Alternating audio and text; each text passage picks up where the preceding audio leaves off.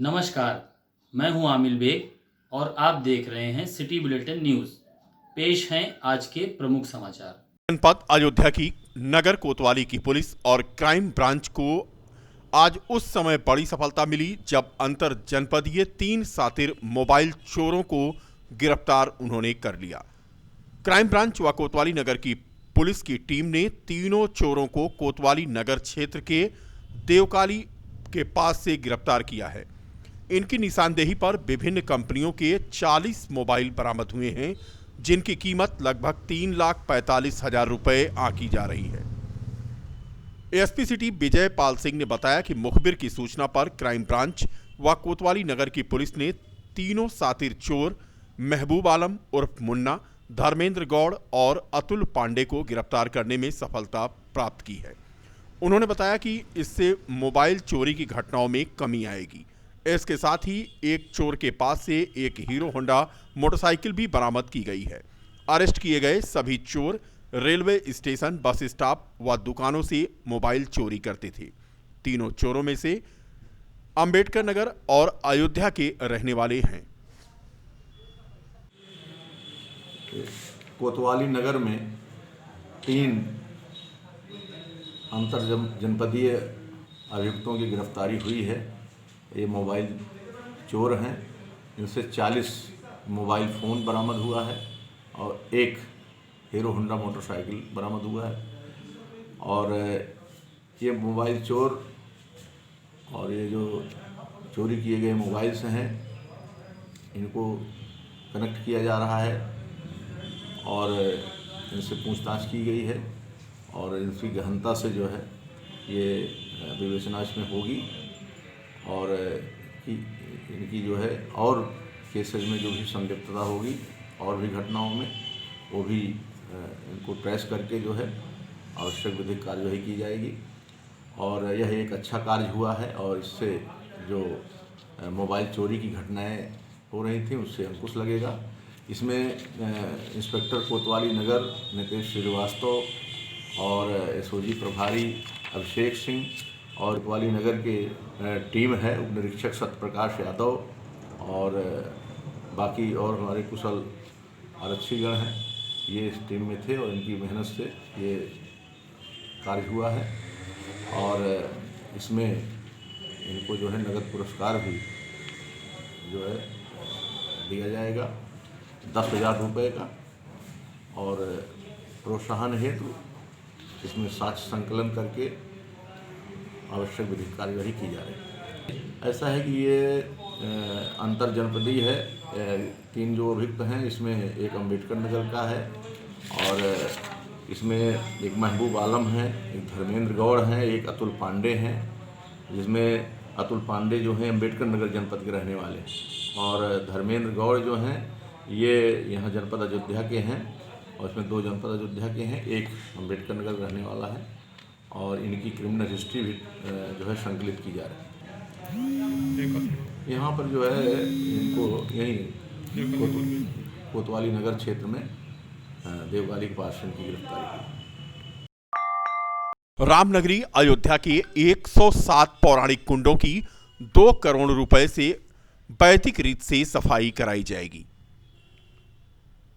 CFM NGO की मदद से कुंडों के पानी को रिचार्ज किया जाएगा। नगर आयुक्त विशाल सिंह ने बताया है कि वैदिक रीत से अर्घ के माध्यम से कुंडों के खराब से खराब पानी को साफ किया जाएगा। इस प्राकृतिक वैदिक पद्धति से कुंडों के जल की सफाई करने से उनका वाटर लेवल भी रिचार्ज हो जाएगा। उन्होंने कहा कि मृतप्राय कुंडों के पानी का ट्रीटमेंट किया जाएगा।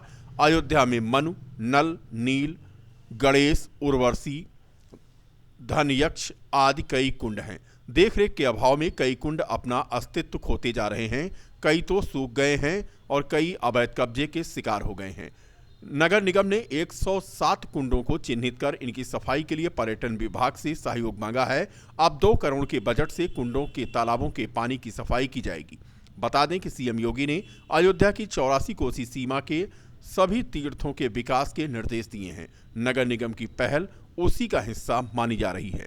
जो बता रहे थे वो क्या है? वर्तमान में नगर निगम द्वारा एक ये प्रयास किया जा रहा है कि अयोध्या शहर में लगभग 107 ऐसे बड़े वो हैं आपके वाटर बॉडीज़ हैं, वाटर बॉडीज जिनको हम लोग प्रयास कर रहे हैं कि उनको रिजुवनेट किया जाए, बिकॉज उसमें सीवर के बहाव की वजह से, अवैध निरक्षण की वजह से, वेजिटेशन की वजह से, धीरे और प्लास्टिक फेंके जाने की वजह से वो डेड हो गए हैं, मृत प्राय हो गए हैं। खंडासा थाना क्षेत्र के रामनगर अमावा सूफी में गेहूं की रखवाली करने गए अधेड़ की हत्या कर दी गई। उसका शव सड़क के किनारे मिला है। उसके शरीर पर कई स्थानों पर चोट के निशान हैं। सीओ मिल्कीपुर कोमल प्रसाद मिश्रा ने बताया कि परिजनों की तहरीर पर अज्ञात के खिलाफ मुकदमा दर्ज किया गया है। देवी दीन शुक्ला सन ऑफ स्वर्गीय बिंदेश्वरी प्रसाद शुक्ला ग्राम रामनगर अमावा सूफी थाना खंडासा के रहने वाले हैं। गांव के पास ही खड़ंजे के पास बेहोशी की हालत में मिले। सूचना मिलने पर घर के परिजन आए और उनको उठा के ले गए तथा अस्पताल ले जाते समय रास्ते में ही उनकी मृत्यु हो गई है। सूचना मिलने पर पुलिस मौके पर पहुंचकर पंचायतनामा की कार्रवाई करके लाश को कब्जे में लेकर पोस्टमार्टम के लिए भेज दिया गया है। शेष विधिक कार्रवाई की जा रही है। अखिल भारतीय क्षत्रिय महासभा के राष्ट्रीय अध्यक्ष व भगवान राम के वंशज राजा राजेंद्र सिंह 200 लोगों के दल के साथ आज अयोध्या पहुंचे। राम जन्मभूमि का उन्होंने दर्शन पूजन किया। दिल्ली से अपने दल के साथ 2 दिन पूर्व अयोध्या के लिए वह निकले थे। केसरिया ध्वज लेकर क्षत्रिय कुलवंशियों के साथ पहुंचे अयोध्या। राजा राजेंद्र सिंह भगवान राम के वंशज और होने वाली वंशावली का प्रमाण सुप्रीम कोर्ट में 2 लाख वर्ष की वंशावली हलफनामे के साथ प्रस्तुत कर चुके हैं। अयोध्या विवाद समाप्त होने के बाद पहली बार राजेंद्र सिंह अयोध्या पहुंचे थे। उन्होंने कहा कि अयोध्या क्षत्रियों का परम धाम है। राम जन्मभूमि सूर्यवंशी राजाओं राजा हरिश्चंद्र, भागीरथ, रघु, राजा दशरथ, राम लक्ष्मण, भरत, शत्रुघ्न और उनके पूर्वजों की धरती है। भगवान राम के वंशज होने के नाते उनका राम जन्मभूमि पर पूजन महत्वपूर्ण है। बिना भगवान राम के वंशज के पूजन के बिना मंदिर निर्माण संभव नहीं है। राम जन्मभूमि ही हमारी धरती है और हमारी पुश्तैनी संपत्ति। अयोध्या के सिविल लाइन स्थित तिकोनिया पार्क में भारतीय किसान यूनियन के द्वारा किसान विरोधी कानून के विरोध में धरने पर बैठे किसानों के समर्थन में राष्ट्रीय किसान मोर्चा ने भी अपना समर्थन दे दिया है। इसी कड़ी में आज सदर तहसील के सामने तिकोनिया पार्क में किसान विरोधी कानून के विरोध में संयुक्त किसान मजदूर मोर्चा के माध्यम से दिल्ली सिंधु बॉर्डर, शाहजहांपुर बॉर्डर और गाजीपुर बॉर्डर पर किसान विरोधी कानून को वापस लिए जाने के लिए आंदोलन पर बैठे किसानों के सपोर्ट में राष्ट्रीय किसान मोर्चा के जिलाध्यक्ष के साथ सैकड़ों कार्यकर्ता धरना प्रदर्शन पर मौजूद रहे। राष्ट्रीय किसान मोर्चा के जिलाध्यक्ष ने कहा कि यह कानून पूंजीपतियों को फायदा पहुंचाने के लिए पारित किया गया है। किसान अगर यह कानून वापस नहीं लिया गया तो आंदोलन अपना जारी रखेगा।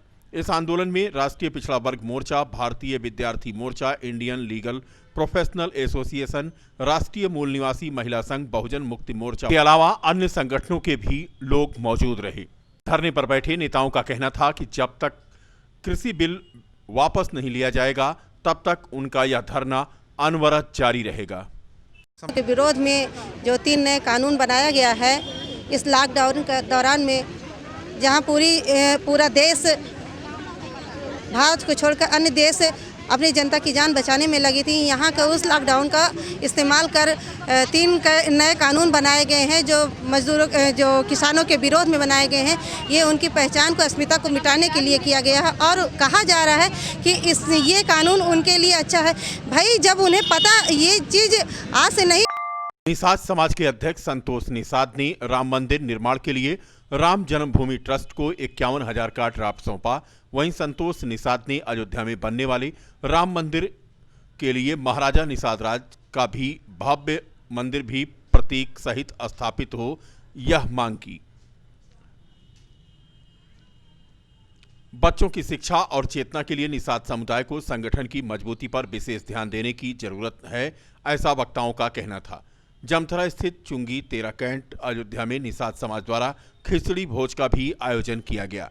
कार्यक्रम की अध्यक्षता निषाद समाज के अवध प्रांत के संरक्षक डॉक्टर नानक शरण द्वारा महाराजा निषाद राज की प्रतिमा पर माल्यार्पण कर कार्यक्रम का शुभारंभ किया गया।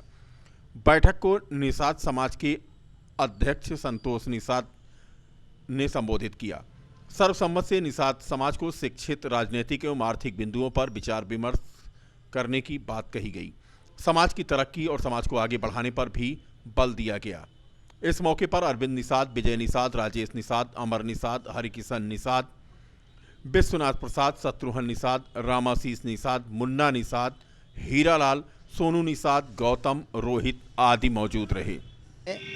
संतोष निषाद ठेकेदार के नेतृत्व में चुंगी घर जमथरा रोड पर एक आयोजन खिचड़ी भोज का किया गया है, जिसमें एक सामाजिक गोष्ठी भी की गई है, एक विचारधारा भी रखा गया। समाजवादी योजन सभा के नेता राघवेंद्र प्रताप सिंह अनूप ने आज बीकापुर में परंपरागत तरीके से पत्रकारों का नए वर्ष के उपलक्ष्य में सम्मान समारोह आयोजित किया। सम्मान समारोह में ग्रामीण अंचलों के साथ साथ तहसील स्तरीय पत्रकारों को सम्मानित किया गया। यहाँ पे बीकापुर विधानसभा क्षेत्र के अंतर्गत जो हमारे हरनटीनगंज, शाहगंज और बीकापुर और मसौदा के ग्रामीण क्षेत्र के जो हमारे पत्रकार साथी हैं, इस नव वर्ष के शुभ अवसर पर आज उनका सम्मान समारोह जो हम लोगों के द्वारा आयोजित था, उसमें सभी लोगों का मैं हार्दिक स्वागत, वंदन, अभिनंदन करता हूं। साथ साथ में जो हमारे इस क्षेत्र के सभी समाजवादी पार्टी के कार्यकर्ता साथी आए, नौजवान साथी, वरिष्ठ नेता आए थे, उनका स्वागत, वंदन, अभिनंदन करता हूं और इस नव वर्ष और मकर संक्रांति के शुभ अवसर पर उनको शुभकामनाएं देता हूं। और आने वाली 2022 में समाजवादी पार्टी की सरकार आवे और इस प्रदेश के मुखिया आदरणीय अखिलेश यादव जी हों, यही हम लोगों की शुभकामनाएं हैं। और समाज की तरफ से जो भी हम लोगों की जिम्मेदारी रहेगी, पार्टी की तरफ से जो जिम्मेदारी रहेगी, हम लोग पूरी तरीके से लगातार बीच में संघर्ष में रहेंगे और सबके बीच में रहेंगे। इन्हीं शब्दों के साथ एक सवाल मेरा रहेगा, जैसे कि आप समाजवादी पार्टी के बहुत ही वरिष्ठ नेता हैं, यदि हम बात करें